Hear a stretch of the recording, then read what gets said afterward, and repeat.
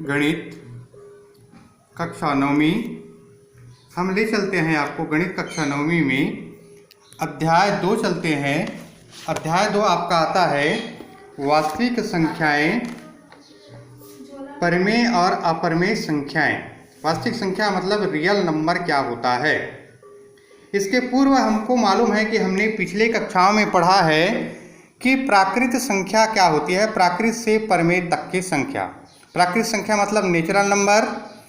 जिस संख्याओं का प्रयोग हम गणना के लिए करते हैं, प्राकृत संख्या नेचुरल नंबर, जिन संख्याओं का प्रयोग हम गणना के लिए करते हैं उन्हें प्राकृत संख्या कहते हैं। जैसे 1, 2, 3, 4, 5 ये अनंत तक की जो भी संख्याएं हैं ये प्राकृत संख्या कहलाती है। यदि प्राकृत संख्याओं के समूह में यदि शून्य को शामिल कर दिया जाए, 1, 2, 3, 4, 5, 6, 7, 8, 9, 10 जो भी संख्या है उसमें 0 से प्रारंभ कर दिया जाए, 0, 1, 2, 3, 4, 5, तो वो कहलाता है होल नंबर या पूर्ण संख्या।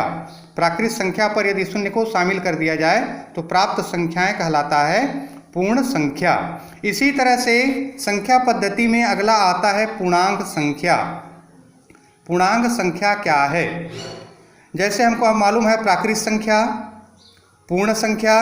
प्राकृत संख्या गिनती की संख्या, पूर्ण संख्या 0 शामिल कर दिया गया तो 0 प्राकृत संख्या और पूर्ण संख्या के साथ यदि ऋणात्मक संख्याओं को भी शामिल कर दिया जाए, 0, 1, 2, 3, 4, 5, 6, 7, 8 या -1, -2, -3, -4, -5 ये अनंत तक की, माइनस अनंत और इधर प्लस अनंत तक की जितने भी संख्याएं होंगे वो पूर्णांक संख्या होंगी।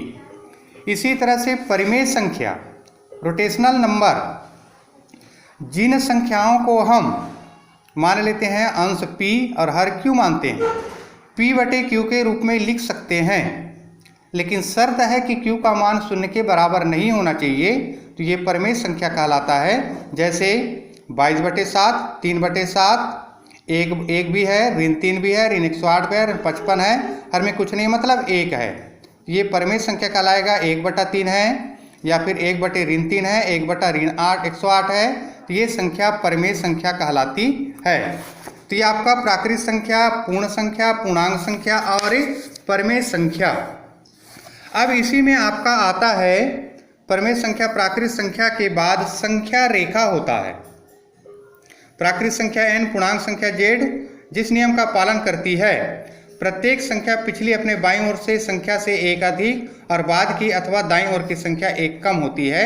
इसको आपको एक संख्या के रूप में यदि दर्शाया जाता है, एक सीधा समांतर सरल रेखा लेते हैं, मध्य में 0, दाईं ओर ये तीर का चिन्ह लगा है मतलब ये दाईं ओर अनंत की ओर बढ़ रहा है, और 0 के बाईं ओर तीर का चिन्ह लगा है मतलब ये बाईं ओर अनंत की ओर बढ़ रहा है। तो बीच में मध्य में होता है 0, दाईं ओर होता है ये 0, पूर्ण संख्या हुआ। 1, 2, 3, 4, 5, 6, 7 ये दाईं ओर धनात्मक संख्या, और बाईं ओर ऋण 1, ऋण 2, ऋण 3, ऋण 4 ये अनंत की ओर बढ़ रहा है। तो ये कहलाता है आपका संख्या रेखा। 0 से दाईं ओर बढ़ते जाएंगे तो एक संख्या जो है क्रमशः 1-1 बढ़ते जाता है, और 0 के बाईं ओर आते जाते हैं तो संख्या 1 क्रमशः कम होते जाता है।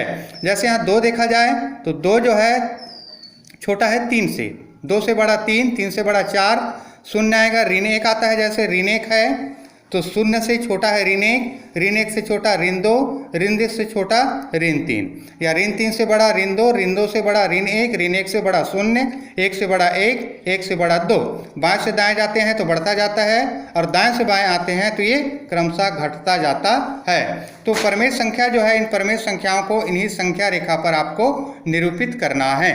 जैसे परिमेय संख्याओं को संख्या रेखा पर दर्शाना, परिमेय संख्या p/q के रूप में होता है जिसे दर्शाते हैं। जैसे आपको मालूम है 1/3, 5/3, 8/3 ये आदि को संख्या रेखा पर दर्शाना है। तो ये आपका एक संख्या रेखा है, मध्य में 0 है, 1/3 को दर्शाना है।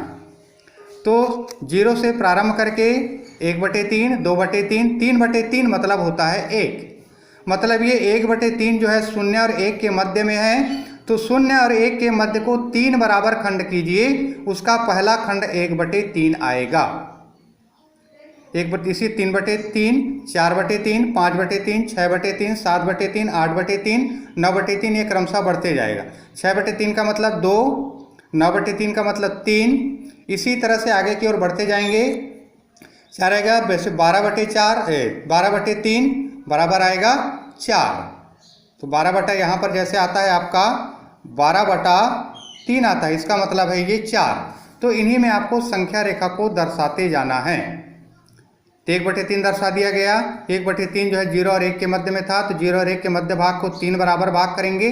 पहला भाग 1/3। इसी तरह से 5/3 जो है 1 और 2 के बीच में आता है, तो 1 और 2 के बीच के भाग को 3 बराबर भाग करेंगे। तो पहला भाग 4/3 आएगा, दूसरा भाग 5/3 आएगा। इसी तरह से 8/3 को दर्शाएंगे, 2 और 3 के मध्य में है, तो ये 6/3, 7/3, 8/3, 9/3। ये आपका भाग कहलाएगा 8/3। अर्थात में प्रत्येक इकाई को 3 बराबर भागों में बांटा गया है, क्योंकि इसके हर में 3 है। यदि यहाँ पर 4 होता तो प्रत्येक इकाई को 4 बराबर भागों में बांटते। इकाई पर यदि 5 होता तो 0 और 1 के बीच को 5 बराबर भागों में बांट दिया जाता। इसके हर के आधार पर होता है, हर में जो इकाई रहता है उसके आधार पर इसको बांटा जाता है। जैसे इन 3/5, 2/5, 8/5, 12/5। तो 0 और 1 के मध्य को आपको 5 बराबर भाग करना था। पहला 1/1, 2/2, 1/5, ऋण में जाएंगे तो बाईं ओर जाएगा, ऋण 1/5, ऋण 2/5, ऋण 3/5, ऋण 4/5, ऋण 5/5, ऋण 6/5, 5/5 मतलब ऋण 1 आ जाता, तो उनके मध्य को 5। इस तरह 2/5, शून्य के दाएं ओर जाएंगे तो 5 भाग करेंगे इसको। पहला भाग 1/5, 2/5, 3/5, 4/5, 5/5। यहाँ पर बाता 1, मतलब उसके बीच को 5 बराबर भाग करना था। अब आता है तुल्य परमेय संख्या और संख्या रेखा। जैसे 1/2 लिखा है, इसका तुल्य परमेय संख्या बताना है, मतलब संख्याओं से इसको गुणा करते जाए। 2 से गुणा करेंगे, 2 1 कम 2, 2 2 4, पहला तुल्य परमेय संख्या। 2 से गुणा करेंगे, 3 से गुणा करेंगे, 3 1 कम 3, 3 दूनी 6, दूसरा तुल्य परमेय संख्या। 4 से गुणा करेंगे, 4 1 कम 4, 4 दूनी 8, 5 से गुणा करेंगे, 5 1 कम 5, 5 दूनी 10, 6 से गुणा करेंगे, 6 1 कम 6, 6 दूनी 12। तो ये संख्याओं से गुणा करते जाएंगे तो उसका तुल्य परमेय संख्या निकलते जाता है। इसको संख्या रेखा पर प्रदर्शित कैसे करते हैं हम देखते हैं। कि आपका 1/2 है, ये संख्या रेखा है, बाईं ओर जा रहा है शून्य के दाईं ओर। 1/2, 2/2 मतलब 1। यहाँ पर देखते हैं हर में इसका 2 है, इसका मतलब 0 और 1 के बीच को 2 बराबर भाग करना है। पहला भाग 1/2 होगा, 2/2, 3/2 तुल्य परमेय संख्या इसका, 4/2 मतलब 2। इस तरह से आपको बांटते जाना है, ये आपको निरूपित करते जाएगा। इसी तरह से जैसे हम करते हैं, 0 है, 1/4, 2/4, 3/4, 4/4 मतलब 1। हर में 4 था तो इसका 4 बराबर भाग किया गया। पहला भाग 1/4, 2/4, 3/4, 4/4 मतलब ये 1 हो गया। 5/4, 6/4, इस क्रम में आगे और बढ़ता जाएगा 7/4, 8/4। इसी तरह से बाईं ओर ऋणात्मक संख्या को दर्शा सकते हैं। तो आपका हुआ संख्या रेखा तुल्य परमेय संख्या को संख्या रेखा पर दर्शाना। अब देखते हैं कि 2 परमेय संख्याएं होती है, उनके बीच में कितनी परमेय संख्या होती है। 1/4, 1/2, इनके बीच में हम बता सकते हैं कि कितनी परमेय संख्या है। 1/4 है, 1/2 है। जैसे ए और बी कोई 2 परमेय संख्या है, ए का मान जो है छोटा है बी के मान से, मतलब बी का मान छोटा है ए से। तो ए धन ए या बी धन ए, 2a बराबर बी धन ए, या ए का मान लेस देन बी धन a/2, या ए इज लेस देन बी, या ए धन बी लेस देन बी धन बी। तो इसी तरह से इनके लिए परमेय संख्या निकलता है ए और बी के बीच 2 परमेय संख्या बराबर a धन b/2। या इस तरह से भी कर सकते हैं, जैसे हमारे पास 2 संख्या है, एक सूत्र के आधार पर यदि आप हल करेंगे तो a धन b/2। कोई भी 2 परमेय संख्या की भी तीसरी परमेय संख्या ज्ञात करना है तो दोनों को जोड़ करके 2 से भाग देना है, तो तीसरा परमेय संख्या निकल जाएगा।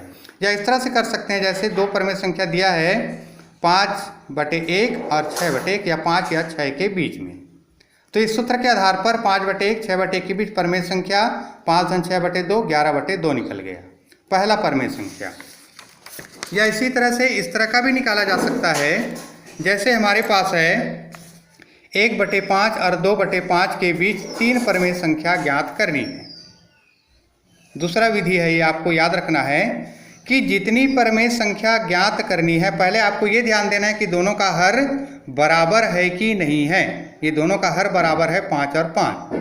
3 परमेय संख्या ज्ञात करनी है तो उनसे एक अधिक का 3 ज्ञात करना है, तो 4 का अंश और हर में गुणा करके तुल्य परमेय संख्या निकाल लेते हैं। 1/5 था, 4 से गुणा किया गया 3 धन 1 जितनी परमेय संख्या ज्ञात करना उनसे एक अधिक का अंश और हर में गुणा करना है।